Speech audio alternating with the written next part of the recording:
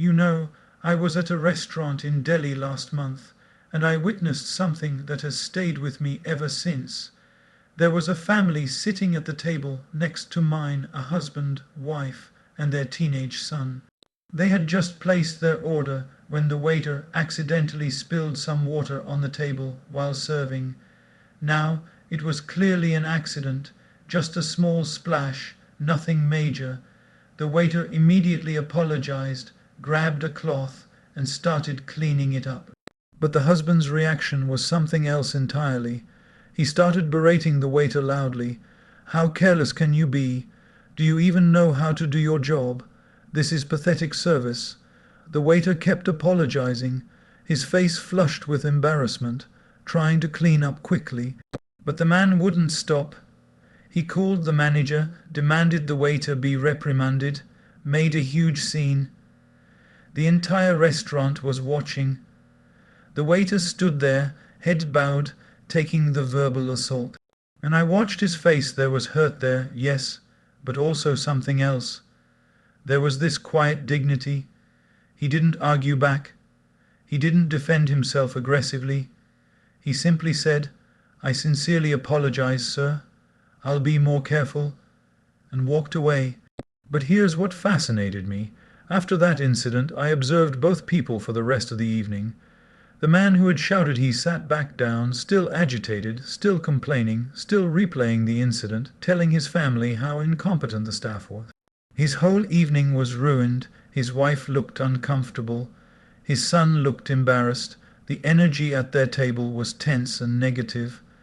Meanwhile, the waiter, after a few minutes, I saw him serving other tables with the same calm professionalism.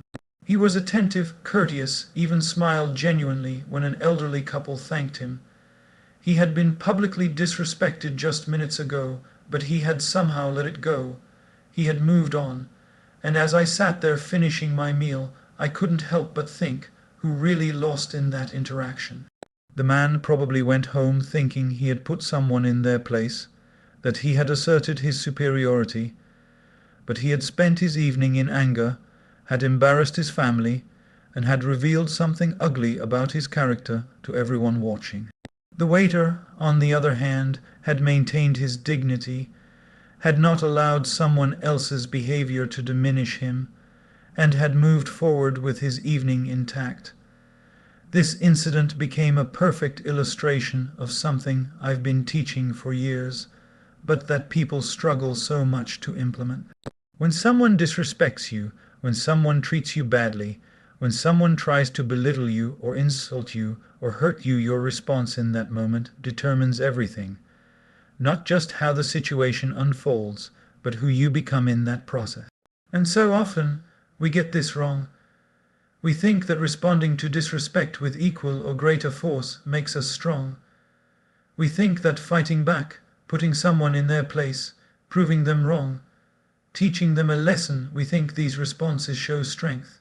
But actually, they often show the opposite.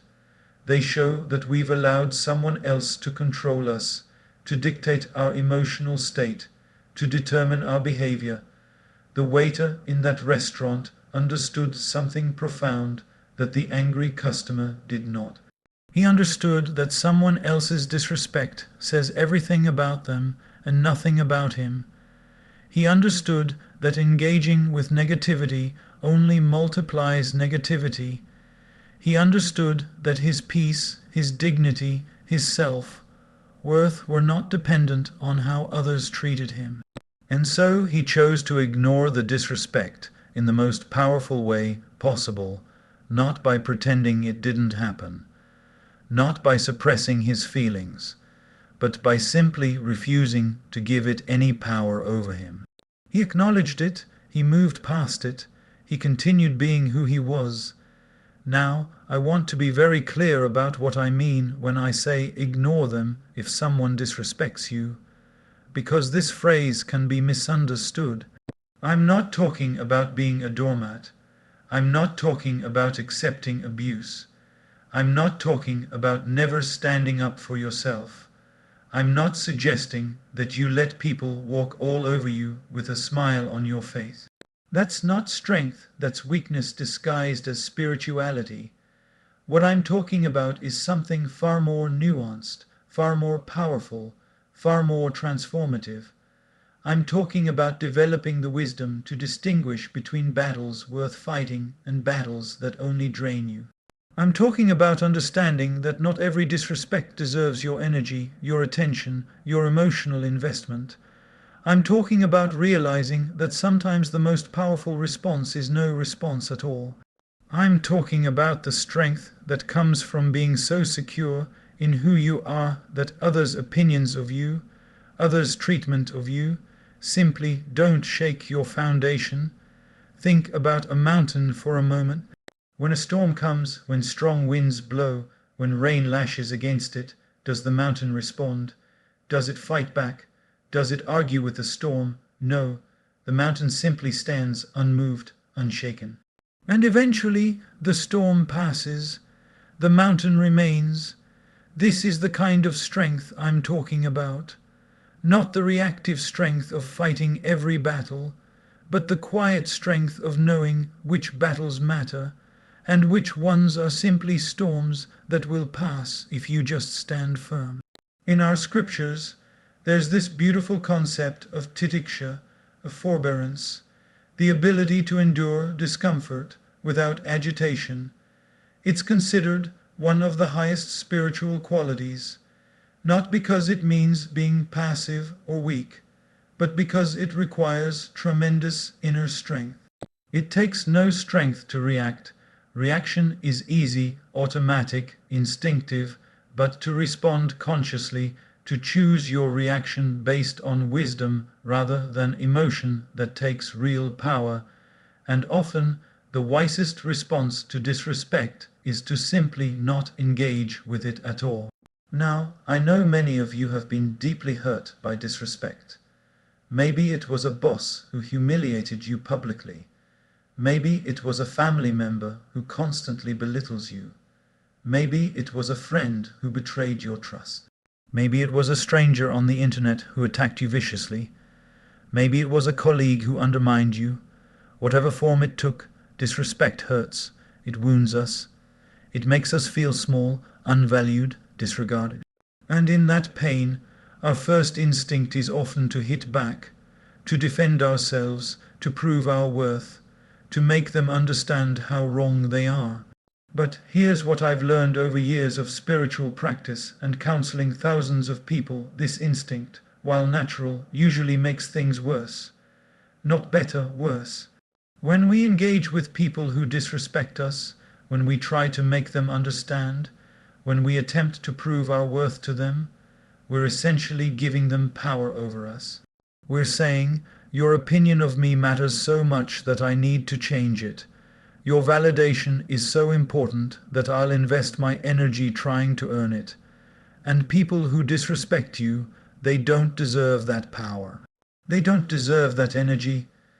They don't deserve to occupy that much space in your mind and heart. Let me share something from my own journey, because I want you to know I'm not speaking from theory or from some enlightened place where disrespect doesn't touch me. I'm human, I feel hurt, I feel anger, I feel the impulse to defend myself. Even now, after years of spiritual practice, these feelings arise. But what has changed is what I do with those feelings. Years ago, when I had just taken sannyas and started speaking publicly, I gave a talk at a college. I put my heart into it, shared deeply, tried to offer something valuable. After the talk, most students came up with gratitude and kind words. But there was this one young man who came up and said, quite loudly so others could hear, "That was the most boring talk I've ever attended. You monks are so out of touch with reality. This spiritual stuff is just escapism for weak people who can't handle the real world." I felt like I'd been slapped. My face flushed, my heart raced. I felt this surge of anger and hurt. My ego immediately wanted to respond, to defend, to explain, to prove him wrong.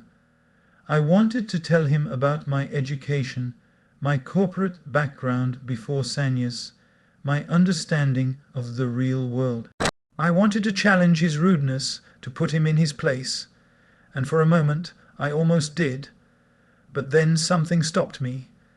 Maybe it was grace, maybe it was training, maybe it was wisdom earned through previous painful lessons. I took a breath. I looked at this young man, clearly trying to appear tough and skeptical in front of his friends, and I simply said, "I appreciate you sharing your perspective. I hope you find what you're looking for."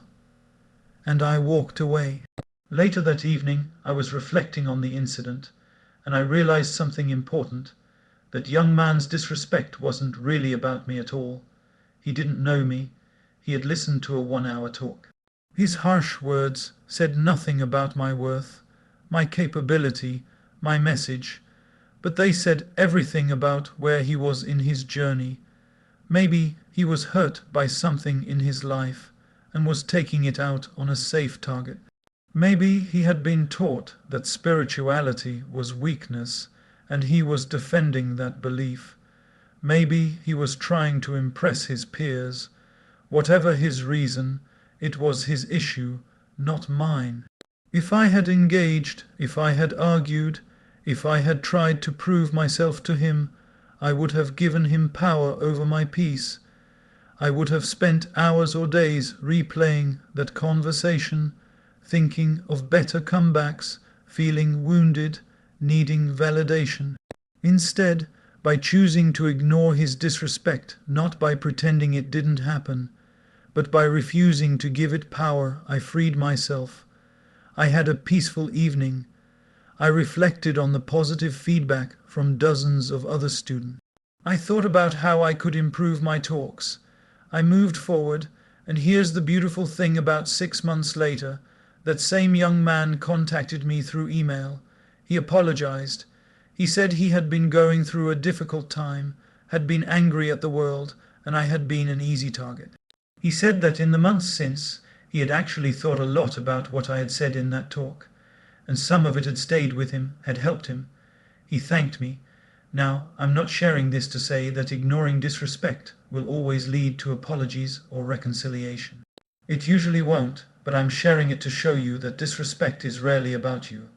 It's about the other person's pain, insecurity, fear, or ignorance, and engaging with it only entangles you in their issues. So let's talk about the problem more deeply, because this is where most people get stuck. The problem is not just that people disrespect us. The problem is how we respond to that disrespect in ways that hurt us more than the disrespect itself ever could. The first problem is that we take disrespect personally. Someone treats us badly, and we immediately make it mean something about our worth. If a boss criticizes us harshly, we think, "I'm not good enough." If a friend excludes us, we think, "I'm not likable." If someone insults us, we think, "Maybe they're right about me." We internalize other people's behavior as evidence of our inadequacy. But here's the truth: how people treat you is a reflection of their character, not your value. A person who disrespects others reveals their own lack of cultivation, their own inner poverty, their own pain. It's not a commentary on you. I once counseled a woman, let's call her Anjali, who was devastated because her mother-in-law constantly criticized her. Nothing she did was good enough. The food was too spicy or too bland. The house was too messy or too sterile. She worked too much or too little. Anjali had internalized this criticism for years, believing something was fundamentally wrong with her. But when we dug deeper, we discovered that her mother-in-law treated everyone this way: her own daughter, her friends, even her husband. The criticism wasn't about Anjali. It was about the mother-in-law's own unhappiness, her own insecurities, her own inability to appreciate anything. Once Anjali understood this, once she stopped taking the disrespect personally, It lost its power over her. The second problem is that we have an addiction to being right and making others wrong. When someone disrespects us, we don't just want them to stop. We want them to acknowledge they were wrong, to apologize, to see the error of their ways, to validate that we were right all along. And we'll invest enormous energy trying to achieve this validation. We'll argue, we'll explain, we'll present evidence, we'll involve others to support our side. But here's what usually happens: we exhaust ourselves and change nothing. Because people who disrespect you are rarely open to seeing your perspective. They're operating from their own pain, ego, or ignorance, and your logical arguments won't penetrate that. Think about the last time you tried to convince someone who had disrespected you to see your point of view. How did that go? Did they suddenly have an epiphany and apologize profusely? Or did the situation escalate, with both sides becoming more entrenched in their positions? Most likely the latter. Because engaging with disrespect from a place of needing to be right only creates more conflict, more stress, more negativity. You cannot reason someone out of a position they didn't reason themselves into. You cannot logic someone into respecting you if they're committed to disrespecting you. The third problem is that we confuse responding with reacting. We think that if we don't immediately react to disrespect, we're being weak. So we react quickly, often from emotion rather than wisdom. We say things we regret. We escalate situations. We burn bridges we later wish we hadn't. We damage relationships that might have been salvaged. All because we felt we needed to respond immediately to prove our strength. But reaction is not response. Reaction is automatic, emotional, often destructive. Response is conscious, considered, often constructive. And sometimes the most powerful response is delayed or absent altogether. The fourth problem is that we give disrespectful people way too much real estate in our minds. Someone treats us badly for 5 minutes, and we think about it for 5 days, 5 weeks, sometimes 5 years. We replay the incident endlessly. We imagine what we should have said. We fantasize about perfect comebacks. We tell the story to everyone who will listen, reliving our hurt each time. The disrespect happened once, but we subject ourselves to it over and over again through rumination. We become prisoners of a moment that has passed, giving someone who doesn't care about us tremendous power over our present peace and future happiness. I knew a man who, 20 years later, was still bitter about how his former business partner had cheated him and spoken badly about him. 20 years, the partner had moved on, built a new business, probably rarely thought about this man. But this man's entire life had been colored by bitterness and resentment. He had poisoned his present with the pain of the past. He had given someone who betrayed him decades of power over his happiness. The disrespect had happened once. He was choosing to experience it every single day. The fifth problem is that we don't have healthy boundaries. We allow disrespectful people continued access to us. They disrespect us, we complain about it, but we don't actually remove them from our lives or limit our interaction with them. We keep showing up to be hurt again. We keep giving them opportunities to disrespect us, and then we wonder why the disrespect continues. If someone shows you through repeated behavior that they don't respect you, believe them, and adjust your engagement accordingly. You don't have to hate them or hurt them back. You just have to protect yourself by creating distance. The sixth problem is that we lack the spiritual understanding of equanimity.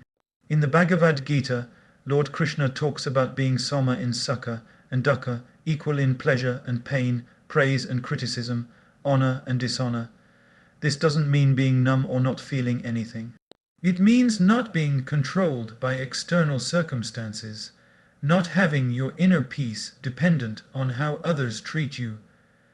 But most of us are completely at the mercy of others' treatment of us. One compliment and we're flying high. One criticism and we're devastated. One instance of respect and we feel validated. One instance of disrespect and we're shattered. This is not strength. This is being a leaf in the wind, blown about by every breeze of others' opinion. So these are the problems. We take disrespect personally. We're addicted to being right. We confuse reacting with responding. We give disrespectful people too much mental space. We don't have healthy boundaries, and we lack equanimity. These problems create enormous suffering. They keep us stuck in cycles of hurt and anger. They prevent us from moving forward. They steal our peace, our joy, our power. But now let me share with you the solutions. Not theoretical wisdom, but practical, actionable ways to ignore disrespect in the most empowering sense of that word. The first solution is developing a strong sense of self-worth that doesn't depend on external validation. This is foundational. If your sense of worth comes from how others treat you, you'll always be vulnerable to disrespect. But if your worth comes from within, from knowing who you are regardless of how others see you, then disrespect cannot touch your core. So how do you develop this? Through daily practices of self-affirmation, through spiritual practice that connects you to something deeper than ego, through accomplishing things that prove to yourself, not others, that you're capable and valuable. Every morning, spend a few minutes reminding yourself of your inherent worth, not because of what you've achieved or what you own or what others think of you, but simply because you exist, because you're trying your best, because you're on a journey of growth. When you deeply know your worth, others' disrespect becomes like rain falling on a roof it can't penetrate. You acknowledge it's happening, but it doesn't soak into your being. The second solution is practicing the pause. When someone disrespects you, your first instinct will be to react. Don't, just pause, take a breath, count to 10 if you need to. In that pause, ask yourself, is responding to this worth my energy? Will engaging with this person change anything? Will this matter tomorrow, next week, next year? Often the answer is no, and then you can choose to simply walk away, to let it go, to not engage. The pause gives you power. It shifts you from victim to chooser. I have a practice I call the 24-hour rule. If someone disrespects me and I feel the urge to respond strongly, I wait 24 hours. I don't send that angry email, don't make that confrontational phone call, don't have that heated conversation. I wait, and you know what happens. In 24 hours, the emotional intensity usually subsides. I gain perspective, and often I realize that responding would only make things worse, that letting it go is the wiser choice. Sometimes I do respond after 24 hours, but it's from a place of calm wisdom rather than hurt emotion, and the response is far more effective. The third solution is reframing disrespect as information rather than insult. When someone disrespects you, instead of thinking, how dare they, think, how interesting. What does this tell me about them? What does this tell me about the situation? Approach it with curiosity rather than reactivity. Sometimes disrespect reveals that you need to set better boundaries with this person. Sometimes it reveals that this person is going through something difficult and is projecting their pain. Sometimes it reveals a misunderstanding that could be cleared up. But you can only see these things clearly if you're not drowning in emotional reaction. The fourth solution is choosing your battles wisely. Not every disrespect deserves your engagement. In fact, most don't. Ask yourself, is this person important in my life? Will I need to maintain a relationship with them? Can they impact my goals or well-being significantly? If the answers are no, then Why invest energy in responding? The stranger who was rude on the road, the internet troll who attacked you, the random person who made a snide comment, these people don't deserve your energy. Let them go. Save your energy for battles that matter, for relationships worth preserving, for situations where engagement might actually lead to positive outcomes. The fifth solution is developing compassion even for those who disrespect you. This is advanced, I know, but it's incredibly liberating. When someone treats you badly, try to see them as a suffering human being. Hurt people hurt people. Happy, fulfilled, peaceful people don't go around disrespecting others. So when someone disrespects you, recognize that they're probably in pain. This doesn't excuse their behavior, but it helps you not take it personally. You can think, I hope they find peace, and move on, rather than harboring resentment and anger that only hurts you. The Buddha taught this beautifully. He said that holding on to anger is like drinking poison and expecting the other person to die. When you resent someone for disrespecting you, when you replay it endlessly, when you plot revenge, you're not hurting them. You're hurting yourself. They've probably moved on, probably aren't thinking about you at all, but you're drinking the poison of resentment daily. Compassion is the antidote, not for their sake, but for yours. The sixth solution is setting clear boundaries when necessary. Ignoring disrespect doesn't mean allowing it to continue indefinitely. If someone repeatedly disrespects you, you need to create distance. This might mean ending a friendship, limiting contact with a family member, changing jobs, or simply reducing engagement. You don't have to be dramatic about it. You don't have to announce it or make them understand. You just quietly limit their access to you. You protect your peace by controlling who gets to be in your space.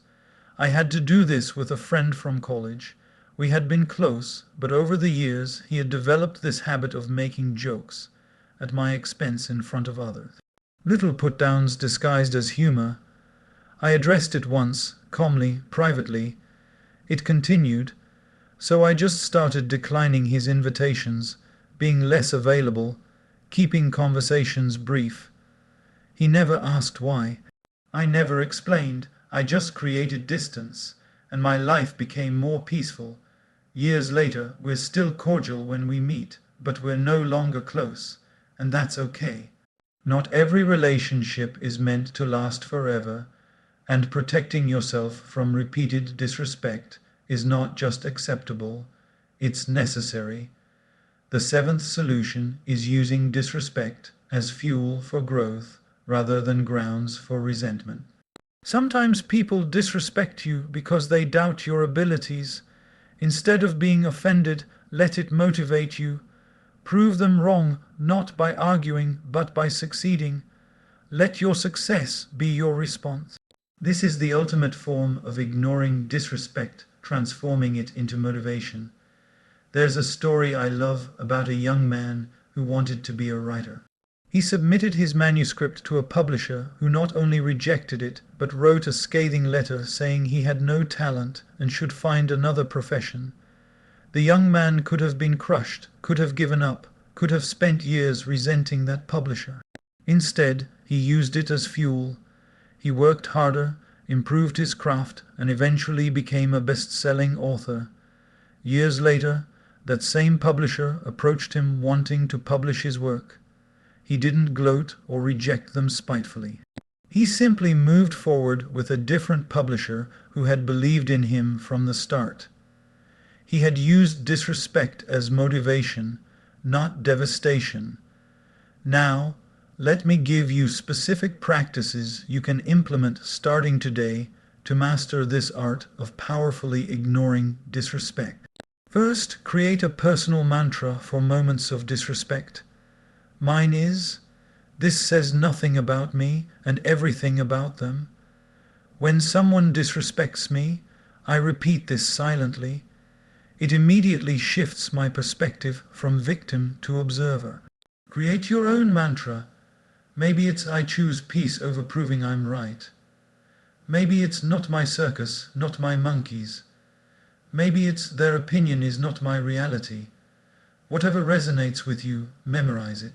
Use it every time. Second, practice the visualization exercise.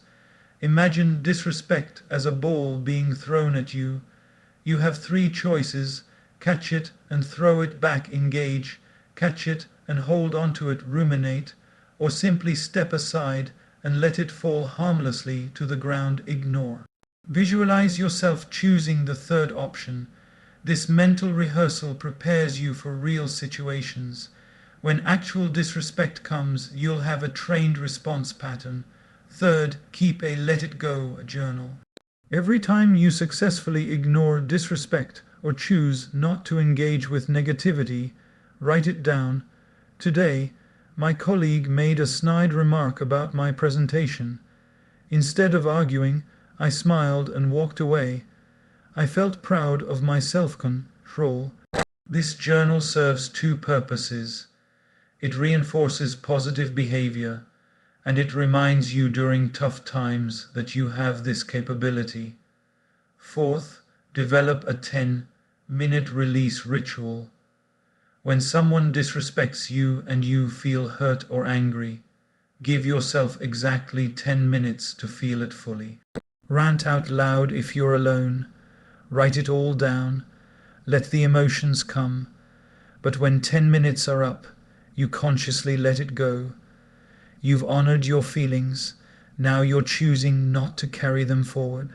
This prevents both suppression and rumination. Fifth, practice the perspective shift. When disrespected, immediately think of 3 people who do respect you, who value you, who treat you well. This reminds you that one person's disrespect is not the whole truth about you.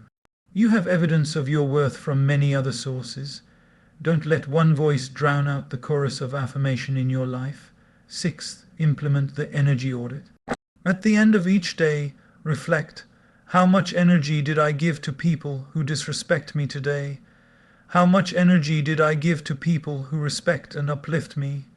Over time, consciously shift more energy toward positive relationships and less toward negative ones. You have limited energy, invest it wisely. Seventh, establish a no explanation needed policy. You don't owe people who disrespect you your time, your energy, or explanations for your choices. If someone questions why you're distancing yourself after they've been disrespectful, you don't need to justify it. A simple "I'm focusing my energy elsewhere" is enough. You're not being mean, you're being wise. Eighth, practice forgiveness, not for them but for you. Forgiveness doesn't mean condoning their behavior or allowing them back into your life. It means releasing the resentment that's hurting you. Once a week, sit quietly and consciously release any resentment you're holding toward people who have disrespected you. Say in your mind or out loud, "I release this resentment. It serves no purpose. I choose peace." This practice is incredibly freeing. Ninth, build a support system of people who remind you of your worth. When you're struggling with disrespect, when it's hard to ignore, when you're questioning yourself, reach out to someone who sees your value. Not to gossip or complain, but to be reminded of truth. Having people who reflect back your worth is essential, especially when dealing with those who try to diminish it. 10th, commit to a daily practice that builds inner strength. Whether it's meditation, exercise, prayer, journaling, or any practice that centers you and strengthens your sense of self, do it daily. The stronger your inner foundation, the less external disrespect can shake you. It's like building a fortress. The stronger the foundation, the less you worry about attacks from outside. Now, I know some of you might be thinking, but what if the disrespect is ongoing? What if it's from someone I can't avoid, like a boss or family member? What if ignoring it just encourages them to continue? These are valid concerns, so let me address them directly. If the disrespect is ongoing and unavoidable, you need a multi-pronged approach. First, address it once, clearly and calmly, not in the heat of emotion, but in a planned conversation. When you speak to me that way, I feel disrespected. I'd like us to communicate differently. Say it once. If nothing changes, don't keep repeating yourself.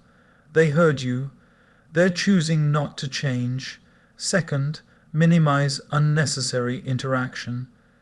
If it's a boss, keep communication professional and brief. If it's a family member, limit time together and keep conversations surface level. You're not cutting them off completely, but you're protecting yourself by reducing exposure. Third, build your exit strategy. If it's a job, start looking for another one.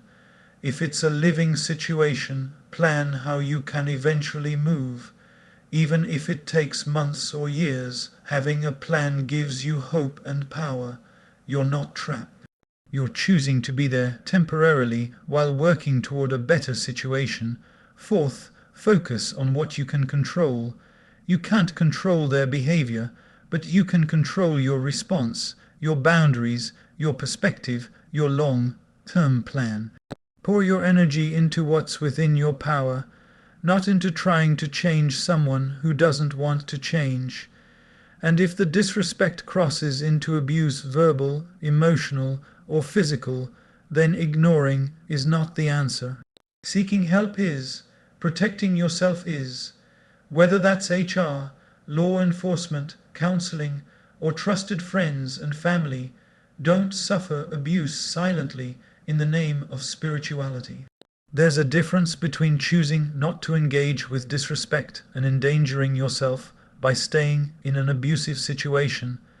Let me share one more story before we close, because I think it beautifully illustrates everything we've been talking about.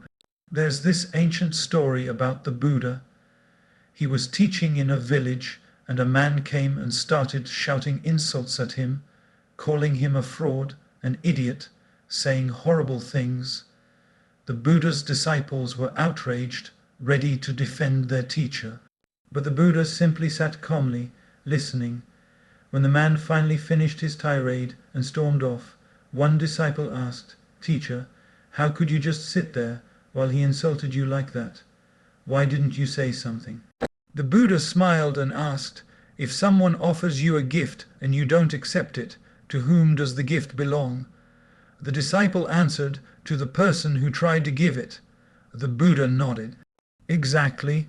That man offered me insults and anger. I chose not to accept them, so they remain his. He can keep them. This is the ultimate lesson in ignoring disrespect. You cannot prevent people from offering you negativity, but you absolutely can choose whether to accept it. Every insult, every disrespectful act, every attempt to diminish you, these are gifts you don't have to accept. You can let them remain with the giver. You can walk away untouched, unburdened, at peace. So here's what I want you to commit to, starting right now. First, recognize that your peace is more valuable than proving you're right, than making someone understand, than getting even. Your peace is precious, guard it fiercely. When someone disrespects you, ask yourself, is engaging with this worth my peace? If the answer is no, walk away, not in defeat, but in strength. Second, stop giving disrespectful people free rent in your mind. They treated you badly for a moment. Don't let them occupy your thoughts for months. When you find yourself replaying the disrespect, consciously redirect your mind. Think of something you're grateful for. Focus on a goal you're working toward. Recite your mantra. Train your mind to not dwell on what hurt you. Third, build yourself. Worth from within, not from others' treatment of you. Spend time each day affirming your value, acknowledging your efforts, appreciating your journey. Connect with your spiritual practice, whatever that is for you. The more rooted you are in your own worth, the less others' disrespect can shake you. Fourth, set boundaries with people who repeatedly disrespect you. You teach people how to treat you by what you accept. If you keep showing up after being disrespected, You're teaching them that disrespect has no consequences. Create consequences, distance, limitation. Not to punish them, but to protect yourself.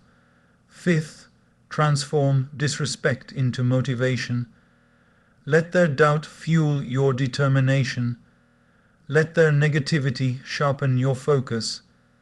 Let their disrespect remind you of the kind of person you don't want to become.